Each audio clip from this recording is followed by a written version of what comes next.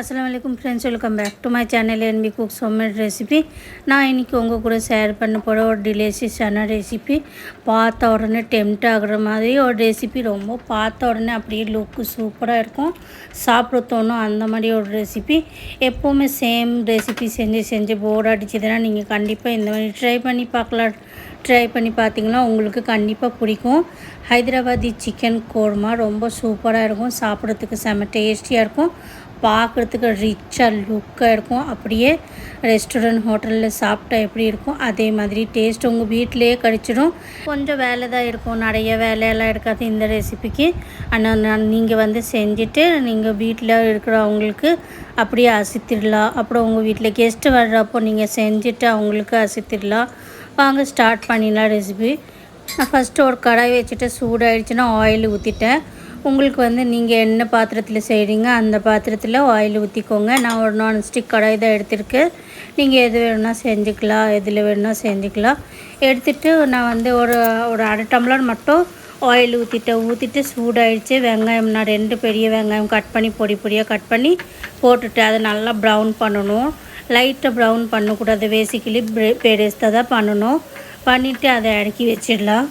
நல்லா ப்ரௌன் ஆகிடுச்சுன்னா இறக்கி வச்சிடலாம். ஆனால் கருகி போகக்கூடாது, நல்லா கோல்டனோட கொஞ்சம் ஜாஸ்தி ப்ரௌன் ஆகணும். அதுக்கப்புறம் அதை இறக்கி ஒரு பாத்திரத்தில் வச்சிடலாம். சூடு அடங்கிடுச்சுன்னா அதுக்கப்புறம் நம்ம நைஸாக அதை அடைச்சிக்கலாம். அது கூட சேர்த்து கொஞ்சம் உடலெல்லாம் போட்டு சேர்த்து அடைச்சிக்கலாம்.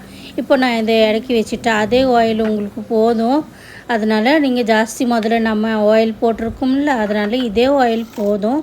இப்போ ஒரு வடமிளகா ஒரு 5-6 போட்டிருக்கு, 2 பிரிஞ்சால் பிரியாணி இலை, அப்புறம் ஒரு அரை டீஸ்பூன் ஜீரகம் அது போட்டுட்டு கொஞ்சம் தாளித்து வெடிச்சிருச்சுன்னா அதுக்கப்புறம் நான் ஒரு 2 சின்ன வெங்காயம், ரொம்ப பெரிய சைஸ்னால் 1 போட்டுக்கலாம், சின்னதாக ஒன்றா 2 போட்டுக்கலாம். நான் என்கிட்ட சின்னதாக இருந்துச்சுனால 2 போட்டுட்டு அதை ஒரு பொடியாக சாப் பண்ணணும். பண்ணிவிட்டு அதுக்கப்புறம் அது கொஞ்ச நேரம் வதக்கி அப்படியே கோல்டன் கலர் மாறிடுச்சுன்னா அதுக்கப்புறம் சிக்கன் ஆட் பண்ணிடலாம்.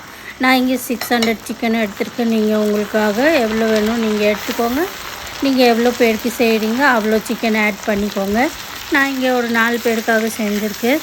நீங்கள் எவ்வளோ செய்கிறீங்க அந்த அளவுக்கு எடுத்துக்கோங்க. கொஞ்ச நேரம் அதை அப்படியே வதக்கி எடுத்துக்கலாம். அதுக்குள்ளே நம்ம மசாலா வெங்காயம் வறுத்து வச்சுருக்கோம்ல, அதை மசாலா அரைச்சிடலாம். அது கூட நான் ஒரு அரை முடிக்கு கொஞ்சம் கம்மி தேங்காய் ஆட் பண்ணிவிட்டு 2மே சேர்த்து நல்லா நைஸாக வலுவலுன்னு அரைச்சிடலாம். ரொம்ப கொழப்பாக இருக்கக்கூடாது, நைஸாக இருக்கணும். அதுக்குள்ளே அரைச்சி வச்சுட்டு அதை நம்ம சிக்கன் கொஞ்சம் நேரம் வறுத்துக்கலாம். கொஞ்சம் சிக்கன் கலர் மாறிடுச்சுன்னா அது வரைக்கும் வதக்கணும். அதுக்கப்புறம் ஜிஞ்சர் கார்லிக் பேஸ்ட் போட்டுக்கலாம். ஏன்னா ரொம்ப பச்சை இருக்கிறப்போ நீங்கள் போட்டுறாதீங்க. கொஞ்சம் கலர் அப்படியே வெள்ளை ஆயிடுச்சுன்னா உங்களுக்கு தெரிஞ்சிடும். அந்த டைம் வரைக்கும் நீங்கள் கொஞ்சம் நேரம் அப்படியே கிளறிட்டு இருந்திங்கன்னா கொஞ்சம் சிக்கன் குக் ஆகிடும், அந்த பச்சை ஸ்மெல் ரா ஸ்மெல் எல்லாம் போயிடும்.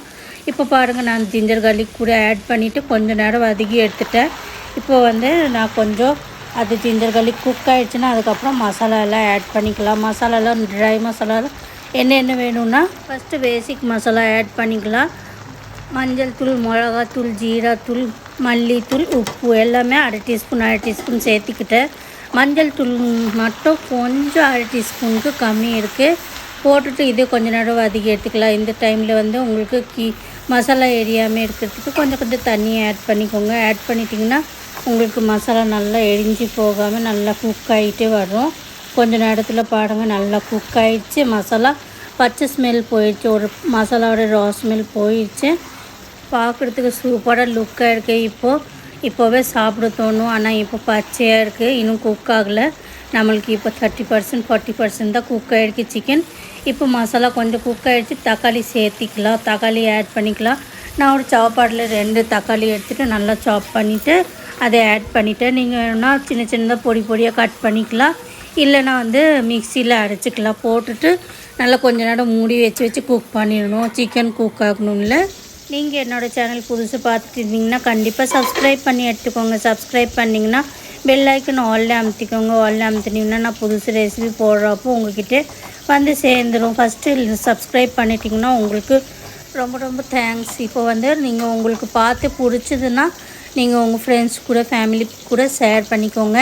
என்னோடய ரெசிபி ரொம்ப சிம்பிளாக இருக்கும், பார்க்குறதுக்கு அட்டகாசமாக இருக்கும், சாப்பிட்றதுக்கு செம்ம டேஸ்டியாக இருக்கும். நீங்கள் கண்டிப்பாக வீட்டில் ட்ரை பண்ணலாம். ட்ரை பண்ணிவிட்டு உங்கள் வீட்டில் எல்லாருக்கும் பிடிச்சதுன்னா நீங்கள் அடிக்கடி என்னோடய ரெசிபி நீங்கள் வீட்டில் செஞ்சு அப்படியே வீட்டில் இருக்கிறவங்களுக்கெல்லாம் அசத்துடுங்க. அப்புறம் என்னோடய சேனலுக்குள்ளே நிறைய ரெசிபிஸ் இருக்குது, நீங்கள் போய் பார்க்கலன்னா பார்த்துக்கோங்க. இப்போ பாருங்கள், சிக்கன் நல்லா 50% 60% வெந்துடுச்சு. இப்போ நம்ம தேங்காயும் வெங்காயம் 2 சேர்த்து அரைச்சி வச்சுருக்கோம்ல, அதை ஆட் பண்ணிவிட்டு அது கொஞ்சம் நேரம் குக் பண்ணணும். ஏன்னா தேங்காயோட பச்சை ஸ்மெல் போகணும், அது வரைக்கும் கொஞ்சம் நேரம் குக் பண்ணால் போதும். வெங்காயம் ஏற்கனவே குக் ஆகிடுச்சு, இருந்தாலும் தேங்காய் மட்டும் குக் பண்ணணும். கொஞ்சம் நேரம் அப்படியே கிளறிட்டு இருந்திங்கன்னா நல்லா குக் ஆகிடும்.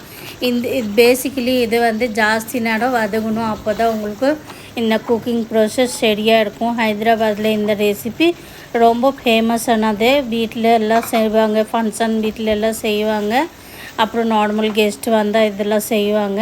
நீங்கள் பாருங்கள், நான் ஃபஸ்ட்டு இந்த மிக்ஸி ஜார் கொஞ்சம் கழுவி எடுத்துகிட்டு அந்த தண்ணி கூட ஆட் பண்ணியிருக்கேன்.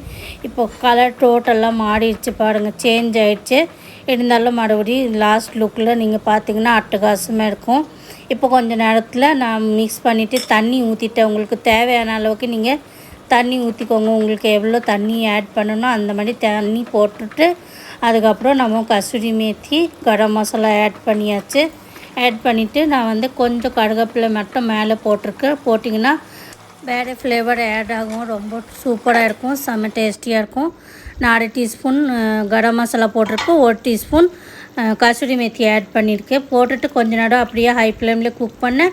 அதுக்கப்புறம் 2 நிமிஷத்துக்கு அப்புறம் ஹை ஃப்ளேமில் இருந்து மீடியம் ஃப்ளேம் பண்ணிக்கிட்டேன். அதுக்கப்புறம் ஒரு 2-3 நிமிஷம் கழித்து தொடர்ந்து பட்டு டோட்டல் 5 நிமிஷம் குக் ஆகிடுச்சு, ரொம்ப நல்லாயிருக்கு. இப்போ மல்லித்தழை ஆட் பண்ணிவிட்டு ஒரு லைட்டான மிக்ஸ் விட்டுட்டு 1 நிமிஷம் மட்டும் குக் பண்ணால் போதும். பாருங்கள் எப்படி லுக்காக இருக்குது, பார்த்த உடனே அப்படியே டெம்ட் ஆகிற மாதிரி. நீங்கள் கண்டிப்பாக இந்த மாதிரி செஞ்சு ட்ரை பண்ணி பாருங்கள், ரொம்ப ருசியாக இருக்கும். 1 நிமிஷம் குக் பண்ணிவிட்டு அதுக்கப்புறம் இறக்கி வச்சிடலாம். இறக்கி வச்சுட்டு உங்களுக்கு லாஸ்ட் லுக் கேஸ் ஆஃப் பண்ணிவிட்டு உங்களுக்கு லாஸ்ட் லுக் காட்டுறேன். அதுக்கப்புறம் ஒரு 5 நிமிஷம் கழித்து உங்களுக்கு சர்வ் பண்ணி காட்டுறேன். பாருங்கள், அழகாக இருக்குது. நீங்கள் கண்டிப்பாக ஒரு தடவை ட்ரை பண்ணி பாருங்கள். ட்ரை பண்ணி உங்களுக்கு பிடிச்சிருந்துச்சின்னா நீங்கள் எனக்கு கமெண்ட் பண்ணி சொல்லுங்கள். வேறு ஏதோ ரெசிபி பார்க்கணுன்னா நீங்கள் அது கூட கமெண்ட் பண்ணி சொல்லலாம். கமெண்ட் பண்ணி சொன்னீங்கன்னா நான் உங்களுக்கு செஞ்சு காட்டுறேன். இப்போ பாருங்கள், பிளேட்டிங் நான் பண்ணிக்கிட்டேன். எவ்வளோ அழகாக இருக்குது, பார்த்த உடனே டெம்ட் ஆகிற மாதிரி ஒரு ரெசிபி இது.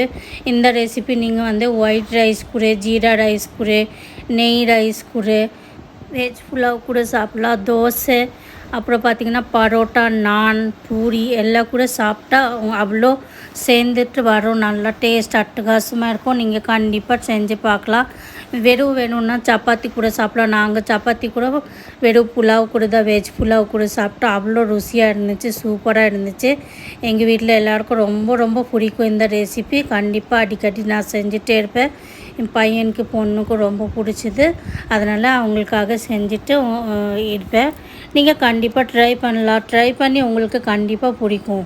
வெஜ் புலாவ் ரெசிபி கூட சீக்கிரமாக வரும், அதை செஞ்சு வச்சுருக்கு. நான் உங்களுக்கு எடிட் பண்ணி அப்லோட் பண்ணி காட்டுறேன். இது கூட நாங்கள் வெஜ் புலாவ் தான் சாப்பிட்ருக்கோம். நீங்கள் கண்டிப்பாக ட்ரை பண்ணி பாருங்கள். என்னோடய வீடியோ பிடிச்சதுன்னா நீங்கள் கண்டிப்பாக என்னோடய சேனல் சப்ஸ்கிரைப் பண்ணிக்கோங்க. சப்ஸ்கிரைப் பண்ணிங்கன்னா பெல் ஐக்கனும் ஆலில் அமுத்திக்கோங்க. ஆலில் அமுத்துனீங்கன்னா நான் புதுசு ரெசிபி போடுறப்போ உங்கள்கிட்ட சேர்ந்துருச்சுன்னா நீங்கள் பார்க்கலாம். பார்த்துட்டு லைக் பண்ணிக்கோங்க, கமெண்ட் பண்ணிக்கோங்க. வேறு ஏதோ ரெசிபி பார்க்கணுன்னா அது கூட கமெண்ட் பண்ணிக்கோங்க. ஃப்ரெண்ட்ஸ் அண்ட் ஃபேமிலிக்கு நிறைய ஷேர் பண்ணிக்கோங்க. தேங்க்யூ.